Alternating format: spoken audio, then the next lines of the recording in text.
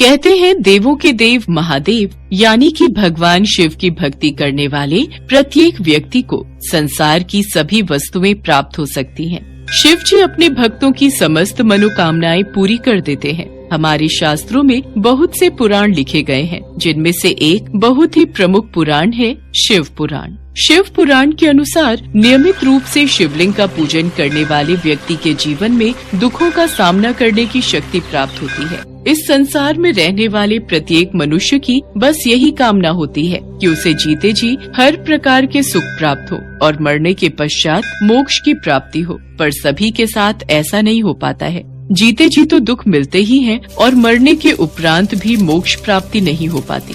इसलिए शिव पुराण में भोग और मोक्ष दोनों की प्राप्ति के मार्ग बताए गए हैं, जिनका पालन करके कोई भी मनुष्य भोग और मोक्ष दोनों फलों की प्राप्ति कर सकता है। शिव महापुराण में ऐसे 10 मार्ग बताए गए हैं, जिन पर चलकर मनुष्य अपने जीवन को सुखमय और सरल बना सकता है। शिव पुराण में लिखित कथनों के अनुसार धन संग्रह करना।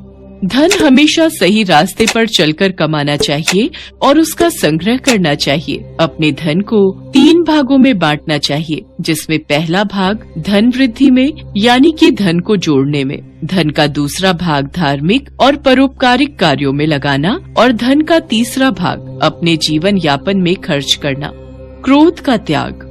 क्रोध व्यक्ति का सबसे बड़ा दुश्मन है। अपने क्रोध और आवेश में अक्सर हम वो बातें बोल जाते हैं जिसका बाद में हमें पछतावा ही होता है। इसलिए क्रोध कभी नहीं करना चाहिए और न ही क्रोध उत्पन्न करने वाले वचन बोलने चाहिए। क्रोध से विवेक नष्ट हो जाता है और विवेक के नष्ट होने से जीवन में कई संकट खड़े हो जाते हैं। भोजन का उपवास। जिस प्रकार भोजन से शक्ति प्रदान होती है, उसी तरह व्रत से भी शक्ति का संचार होता है। इसलिए हफ्ते में 1 दिन तो व्रत रहना चाहिए। यदि न रह पाए तो शास्त्रों में शिवरात्रि का व्रत रखना विशेष माना गया है। इससे भगवान शिव की कृपा बनी रहती है। शिवरात्रि व्रत करने से व्यक्ति को भोग एवं मोक्ष दोनों ही प्राप्त होते हैं और महान पुण्य की प्राप्ति होती है। पुण्य कर्मों से भाग्य उदय होता है और व्यक्ति सुख पाता है। संध्या काल का समय। सूर्यास्त का समय यानी शाम का समय भगवान शिव का समय होता है। इस समय शिव अपने तीसरे नेत्र से तीनों लोक देख रहे होते हैं और वे अपने नंदी गणों के साथ भ्रमण कर रहे होते हैं। इसलिए इस समय व्यक्ति को सत्कर्म करने चाहिए। पूजा पाठ, सत्संग या दान पुण्य करना चाहिए। संध्या काल में यदि कोई व्यक्ति कटु वचन कहता है, कलह क्रोध करता है, तो वो व्यक्ति पाप का भागी बनता है। सत्य बोलना। सत्य हमेशा विजयी होता है। सत्य बोलने वाले का चित्त शांत रहता है, जबकि असत्य बोलने वाले का चित्त विचलित रहता है। असत्य बोलना या असत्य का साथ देना सबसे बड़ा अधर्म है। इसलिए सदैव सत्य बोलिए, क्योंकि सत्य बोलना मनुष्य के लिए सबसे बड़ा धर्म है। निष्काम कर्म। प्रत्येक व्यक्ति को अपने कर्म करने पर ध्यान देना चाहिए, न कि होने वाले परिणाम पर। यदि हम कार्य करने से पहले ही परिणाम के बारे में चिंता करने लगेंगे तो कार्य कभी भली प्रकार से संपन्न नहीं हो पाएगा। निष्काम भावना से किया गया अच्छा कर्म ही हमें सफलता के मार्ग पर ले जाता है। हमें अनावश्यक वस्तुओं का त्याग करना चाहिए, क्योंकि हमारी अनावश्यक इच्छाएं ही हमारे दुखों का सबसे बड़ा कारण है। मनुष्य की अनैतिक इच्छाएं क्रोध, काम, ईर्ष्या और अहंकार को जन्म देती हैं। अनैतिक इच्छा हमारे मन को विचलित करती है। जो व्यक्ति अनावश्यक इच्छाओं के जाल में फंस जाता है, वो अपना जीवन नष्ट कर लेता है। अतः अनावश्यक इच्छाओं को त्याग देने से ही महासुख की प्राप्ति होती है। मोह का त्याग। मोक्ष की प्राप्ति के लिए सांसारिक मोह माया का त्याग जरूरी है। इस दुनिया में प्रत्येक मनुष्य को किसी न किसी वस्तु, व्यक्ति या परिस्थिति से आसक्ति या मोह हो जाता है और यही मोह भय और पीड़ा को जन्म देता है। मोह मनुष्य में विवेक को जागृत नहीं होने देता, इसलिए मोह माया का त्याग जरूरी है। सकारात्मक कल्पना। शिव जी कहते हैं कि कल्पना ज्ञान से भी अधिक महत्व रखती है। जो व्यक्ति जैसा विचार और कल्पना करता है, वो वैसा ही हो जाता है। ध्यान करें, सकारात्मक सोच रखें और जब भी करें अच्छी कल्पना ही करें। पशु नहीं, आदमी बनो। मनुष्य का जन्म लिया है तो मनुष्य बनो। न कि पशुओं जैसा व्यवहार करो। मनुष्य में जब तक राग, द्वेष, ईर्ष्या, वैमनस्य, अपमान तथा हिंसा जैसी वृत्तियां रहती हैं, तब तक वह इंसान नहीं बल्कि एक पशु के समान है। जो पशु है वो अपने पशु कर्म करता है, लेकिन मनुष्य को तो मानव कर्म और व्यवहार करना जरूरी है।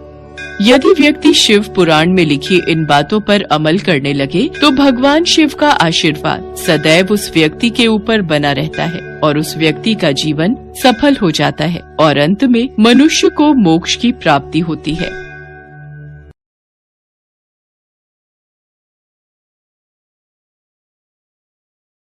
महाशिवरात्रि व्रत कथा। इस दिन भगवान शिव की पूजा के साथ महाशिवरात्रि व्रत की कथा भी पढ़नी चाहिए। चित्रभानु की कथा पढ़ने से आप भगवान शिव की महिमा और उनकी भक्ति के महत्व को समझ पाएंगे। भगवान शिव भोले हैं, वे आसानी से प्रसन्न होते हैं। वे सच्चे मन से जल अर्पित कर देने मात्र से ही प्रसन्न होकर अपने भक्तों के दुख दूर कर देते हैं और उनको शिवलोक में स्थान प्रदान करते हैं। महाशिवरात्रि का दिन उनको प्रसन्न करने का सबसे बड़ा अवसर है। इस दिन भगवान शिव की पूजा करें और महाशिवरात्रि व्रत की कथा पढ़ें।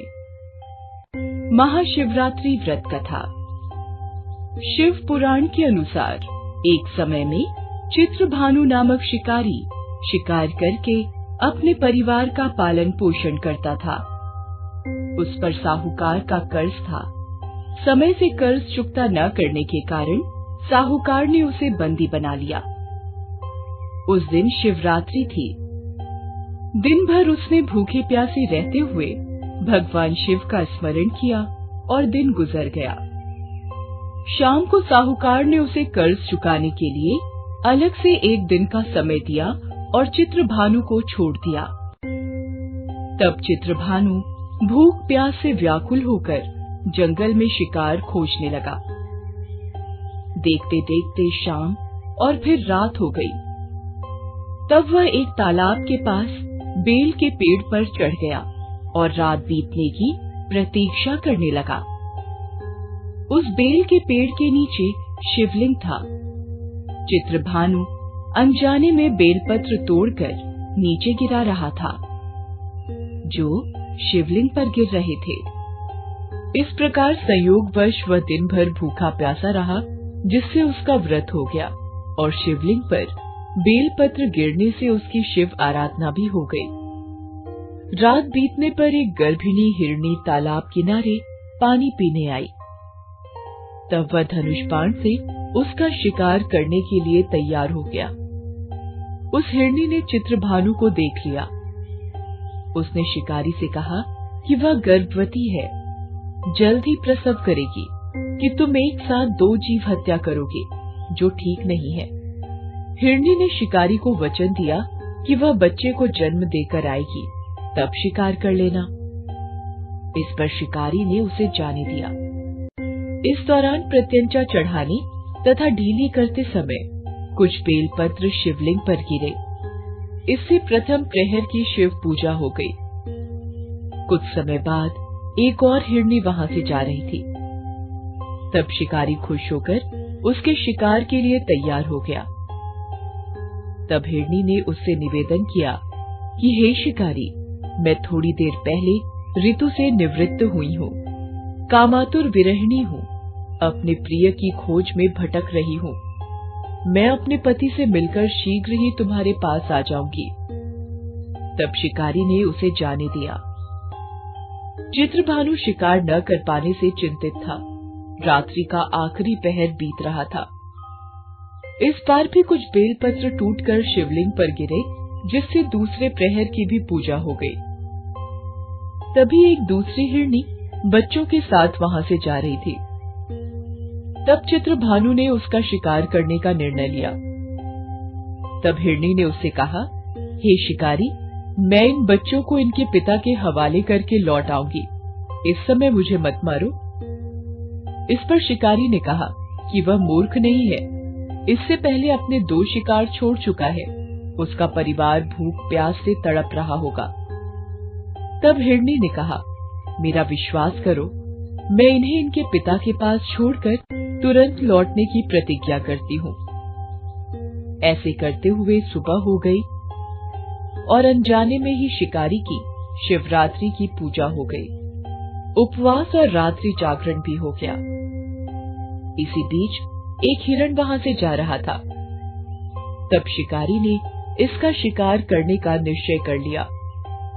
चित्रभानु को प्रत्यंचा चढ़ाए देखकर उस हिरण ने निवेदन किया कि यदि तुमने मेरे से पहले 3 हिरनी और उनके बच्चों का शिकार कर लिया हो तो उसे भी मार दो, ताकि उनके वियोग में दुखी न होना पड़े।